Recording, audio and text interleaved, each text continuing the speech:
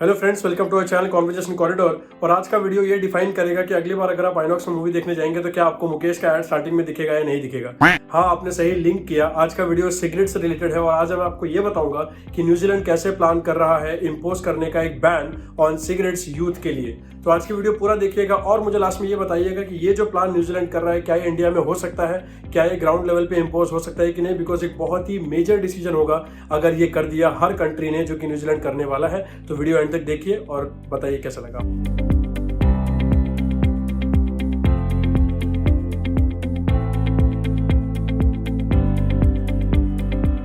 तो New Zealand government ने 9 दिसंबर को ये बोला था कि वो बैन करेंगे यंग पीपल को फ्रॉम बाइंग सिगरेट्स। और ये माना जा रहा है कि ये अब तक के वर्ल्ड का सबसे टफेस्ट अप्रोच है टुवर्ड्स ये देखने के लिए कि स्मोकिंग से रिलेटेड डेथ्स वर्ल्ड में कम हो। और बहुत ही मेजर अप्रोच लिया है न्यूजीलैंड गवर्नमेंट ने। और एक और इसका एक रीजन है कि ये काफी डायरेक्टली इन्फ्लुएंस करता है वहां की इंडिजिनस माओरी पॉपुलेशन को। माओरी पॉपुलेशन वो है जो वहां के इनिशियल स्टार्टिंग से रहते आए लोग हैं न्यूजीलैंड में। उनको भी काफी ज्यादा डेथ्स हो रही है स्मोकिंग की वजह से। तो उस पर भी रोक लगाने के लिए, उस पर भी ध्यान रखने के लिए डिसीजन एक बहुत ही मेजर फैक्टर प्ले कर सकता है। और न्यूजीलैंड वैसे भी उन 17 कंट्रियों में से एक है जहां पे plain cigarette packing is compulsory. इसका मतलब ये है कि अगर आप इंडिया में कभी सिगरेट लेने जाएंगे, आप पैकेट देखेंगे तो उसमें इमेजेस बनी होती है, लिखा होता है स्मोकिंग इज डेंजरस और ये सब। लेकिन अगर आप ये न्यूजीलैंड और वैसी और भी 16 कंट्रीज है जहां पे अगर आप खरीदेंगे तो प्लेन सिगरेट पैकिंग कंपलसरी है। वहां पे कोई प्रिंट नहीं होगा और कुछ नहीं। और न्यूजीलैंड में ऑलरेडी 18 साल से कम उम्र के यूथ को सिगरेट खरीदना बैन है। मतलब वहां के जो लोकल सेलर होंगे वो 18 साल से कम उम्र के लोगों को सिगरेट नहीं बेचते हैं। लेकिन न्यूजीलैंड को पता है कि ये जो इनका ब्रॉडर गोल है कि 2025 तक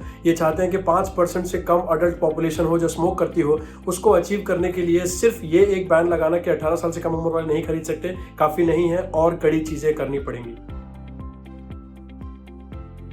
अब समझते हैं एक्चुअली ये प्लान वर्क कैसे करता है। तो 2027 के बाद जिन यूथ की उम्र 14 ईयर से उससे कम होगी उनको सिगरेट खरीदना इलीगल है और उनको सिगरेट बेचना भी इलीगल है। इसका मतलब ये कि अगर करंटली मैं और आप देखें तो 2027 के बाद हम खरीद सकते हैं, या जो भी बच्चे हैं जो ऑलरेडी उस उम्र में, अगर कोई 18 साल का होगा, 18 साल के बाद का होगा 2027 के बाद, तो वो भी खरीद सकता है। लेकिन 2027 के बाद जो बच्चे जिनकी उम्र 14 या 14 से कम है, सिर्फ उन पे ही बैन है और ये लाइफ टाइम बैन है।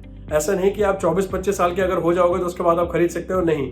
2027 के बाद जो भी 14 साल की उम्र में है या उनसे कम है उन पे लाइफ टाइम बैन है सिगरेट का। तो इसका मतलब ये है कि मान लीजिए अगर किसी इंसान की उम्र 60 साल है, अगर कोई 60 इयर्स का है 2073 में, तो उसको सिगरेट बैन है। लेकिन अगर उसी 2073 में कोई 61 इयर्स का है तो वो सिगरेट खरीद सकता है। अब आपके मन में सवाल आ रहा होगा कि 14 और 14 से अंडर ही क्यों। तो इसका मेजर फैक्टर न्यूजीलैंड गवर्नमेंट ने ये बताया है कि बच्चों में स्मोकिंग की आदत यूथ से ही लगती है। मतलब 14-15 साल की उम्र से लोग करना शुरू कर देते हैं। 18 साल की उम्र में काफी लोग करते हैं और 96% ऑफ द पॉपुलेशन 25 साल की उम्र के बाद शुरू करता है। तो इसलिए अगर आप ये हैबिट यूथ से ही रोक देंगे तो फ्यूचर में प्रॉब्लम नहीं है। अब उनका ये भी कहना है कि अगर यूथ से ही ये प्रॉब्लम ये कर्व कर सकते हैं तो फ्यूचर में आने वाले वक्त पे लगभग 5000 मौतें जो एक साल में स्मोकिंग की वजह से होती है उस पर रोक लगा सकते हैं। तो ये जो प्रपोज लेजिस्लेशन है जो कि न्यूजीलैंड गवर्नमेंट ने लाया है, बिकॉज इनका प्लान है कि by the end of next year ये इसको लॉ बनाएंगे।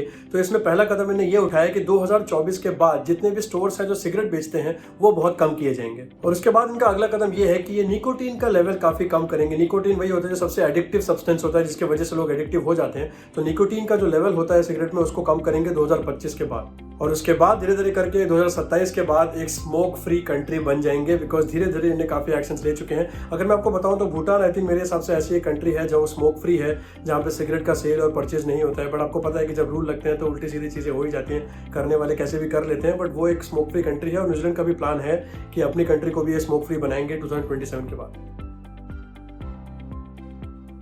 अब न्यूजीलैंड गवर्नमेंट कैसे प्लान कर रही है इसको इंपोज करने का, देखिए इसमें हर्डल्स तो बहुत ज्यादा आने वाले हैं, क्योंकि अब तक उन्होंने डिसाइड नहीं किया कि कौन से स्टोर्स या कौन से रिटेल आउटलेट्स को बैन किया जाएगा सिगरेट बेचने से, किस किस को टारगेट कर रहे हैं, कौन से एरिया में कितने लेवल के बैन लगाए जाएंगे, वो तक अब तक प्लान नहीं है। लेकिन नेक्स्ट ईयर जब ये टेबल पे पार्लियामेंट में पेश होगा, जब इसके लॉ पे डिस्कशन होगा, तब तक ये लोग डिसाइड कर रहे हैं कि प्लान कर लेंगे। अब आपको अपना सवाल आ रहा होगा क्या ये वर्ल्ड का सबसे टफेस्ट डिसीजन है। तो जैसे कि मैंने आपको वीडियो में पहले बताया कि जो हिमालयन रीजन भूटान है वहां पे ऑलरेडी 2010 के बाद सिगरेट सेल बैन थी। लेकिन अल जजीरा ने रिपोर्ट किया है कि 2020 में ये बैन लिफ्ट कर दिया गया था, क्योंकि बहुत ज्यादा ब्लैक मार्केट इंपोर्ट हो रहा था इंडिया से सिगरेट का। तो इन लोगों ने थोड़े टाइम के लिए लिफ्ट कर दिया था कि यहीं से खरीदो, ब्लैक मार्केट इंडिया से क्यों खरीद रहे हो।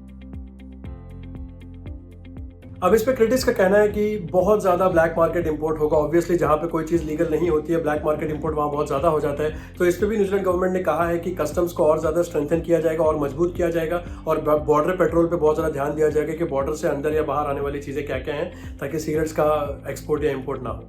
काफ़ी लोग ये भी कह रहे हैं कि ये 100% थियरी है, ये सिर्फ हवा में हो रहा है, इसको इंप्लीमेंट करना बहुत ज़्यादा मुश्किल होगा, 0% इंप्लीमेंटेशन इसका हो सकता है। काफ़ी लोगों ने ये कहा है कि ये गैंग वॉर, क्रिमिनल्स को काफ़ी ज़्यादा बढ़ावा देगा, ब्लैक मार्केट इंपोर्ट बहुत ज़्यादा बढ़ेंगे, जिसकी वजह से मारपीटे दंगे बढ़ सकते हैं। न्यूजीलैंड ने ये प्लान किया है कि वो नेशनल स्मोकिंग रेट 2025 तक 5% से भी कम करना चाहता है और एट द एंड ऑफ 2027 के बाद वो उसको हटाना ही चाहता है। तो एक बहुत ही अच्छा कदम मैं मानता हूँ एक स्मोक फ्री कंट्री या धीरे धीरे एक स्मोक फ्री जनरेशन क्रिएट करने के लिए। करंट रेट में अगर देखा जाए तो न्यूजीलैंड की 13% आबादी सिगरेट पीती है, जिसमें से 1/3 मात्रा सिर्फ माओरी पॉपुलेशन ही है, जो इंडिजिनस माओरी पॉपुलेशन, जिसके बारे में हमने स्टार्टिंग में आपको बताया था। और इसी वजह से इनके माओरी पॉपुलेशन में काफी ज्यादा रेट देखा गया है डिसीजेस का और डेथ का, बिकॉज इनकी स्मोकिंग हैबिट्स कुछ ज्यादा ही एग्रेसिव।